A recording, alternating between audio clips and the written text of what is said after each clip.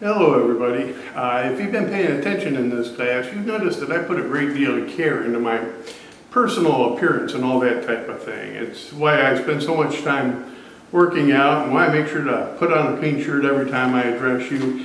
And I'm sure that those of you have noticed I have yet another clean shirt on today, continuing the pattern, which brings up a logical question: how could I still be single at the age of 55? Well, that gives me a story to tell you that relates very much to today's lesson. This summer I was taking my dog to the groomer, and the groomer told me that she'd met the perfect woman for me with two problems. One is the woman lives in Bogota, Colombia, and the second is she doesn't speak any English. I thought that wouldn't be a big problem. Being bright people, I figured I could easily learn Spanish, which is why this comes to today's class. Over the course of the summer, I spent a great deal of time trying to learn to speak a foreign language. And I'm finding that I don't have the ability to make some of the sounds that are required in that language, and that the grammatical structures are completely different. And as such, I am going through many of the experiences that many of the children that we work with experience, and I'm talking about the children that we're talking about in Chapter 6, children with speech and language disabilities. Now for me, I don't have a speech or a language disability.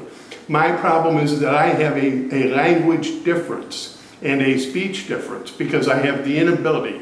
If you've seen the movie The Christmas Story, you know at the end where they're at the Chinese restaurant, they're singing the song, the Chinese guys are saying fa ra ra ra ra because they don't know how to make those sounds. Okay, so this is some of what I'm running through. So in experiencing this personally this summer, hopefully it'll help me to tell you what's important in Chapter 6 for you to know. So the first thing is definitely you want to know the difference between a speech problem and a language problem.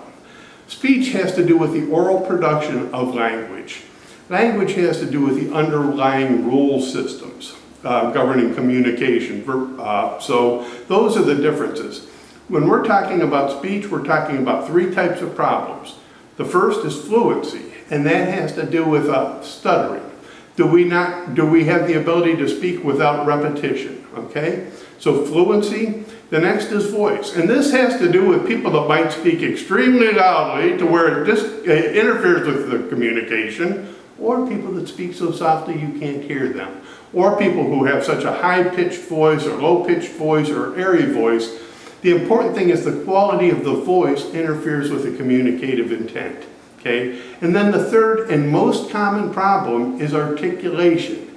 This has to do with which of the cartoon characters is it that says, I tall a putty tat? This has to do with omissions of sounds, distortions of sound, additions, deletions of sounds, and it has to do with how well you are able to form words in your mouth, articulation, how well you use your tongue, your lips, your palate to actually form the sounds of speech. So speech has these three components: fluency, voice, articulation.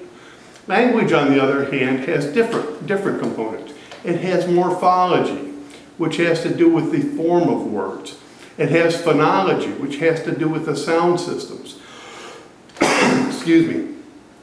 It has syntax, which has to do with rules governing how words and morphemes are combined to make grammatically correct sentences. It has to do with semantics, which means using words in ways, in combinations of words in ways that convey meaning accurately.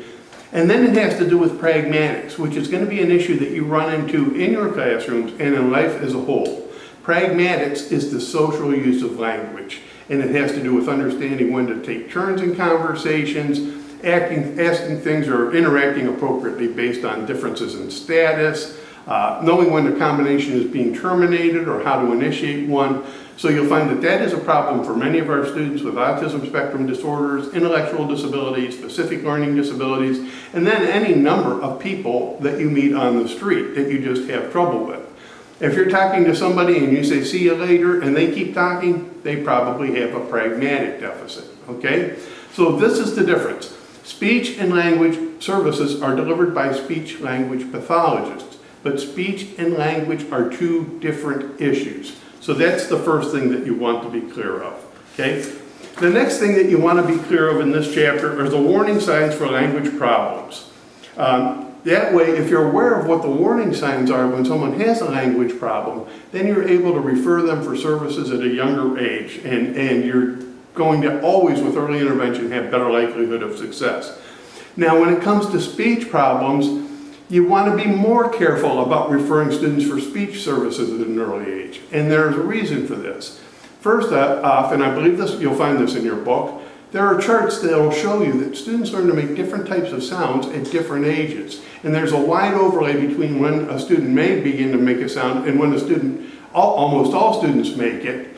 So because a student's not making a sound immediately when all the other students are, does not mean there's a problem. And what you do not want to do is refer a student, tell them that they have a problem if they don't have a problem, and then increase that additional pressure. So a lot of times you'll find students outgrow their speech problems, but language problems are going to need remediation. So be careful and be thoughtful when you refer these issues. On slide 624, the PowerPoint, which I'm sure you're going to read, it tells you to be able to distinguish between ESOL students and students who have real language problems. This is a slide that if I had the ability, I would just tear it out of there. Instead, what I've done is add another little addition to your Canvas web page that tells you that nobody seems to have a real clear idea how to distinguish between ESOL problems and language problems. This is just an increasingly difficult area, and the experts recognize that it's very difficult to distinguish between the two.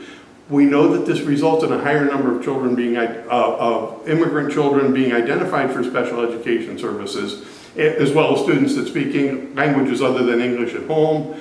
But I don't know what the solution is to get around that yet. The final thing I will tell you is to pay very careful attention to the self-correcting materials at the end of this chapter and the games. Do things that encourage students to practice skills that they're weak on. Use interesting techniques to cause children. Think about this. We all tend to enjoy doing the things that we're good at and not doing the things we're not good at. So if you have children with speech problems, language problems, you might find that they want to interact less frequently with other students. So try to encourage more frequent interactions in whatever way you can. Don't give them materials they need, give them too much of stuff, give them the wrong stuff, put stuff out of their reach. Put them in situations where they're required to interact so that they get the requisite practice. That's about what I have to tell you about this. Read the book, be familiar with it. You don't need to memorize it, know what's in it so that you can speak intelligently in your meetings. When you go into your first teaching job next year, you want to show off right off the bat that you know what you're talking about and get people's attention right off the bat. So know your terminology, know the difference between speech and language, know what is in the book that you can refer back to, because again, I'm going to stress, don't ever sell this book. Don't give this one up.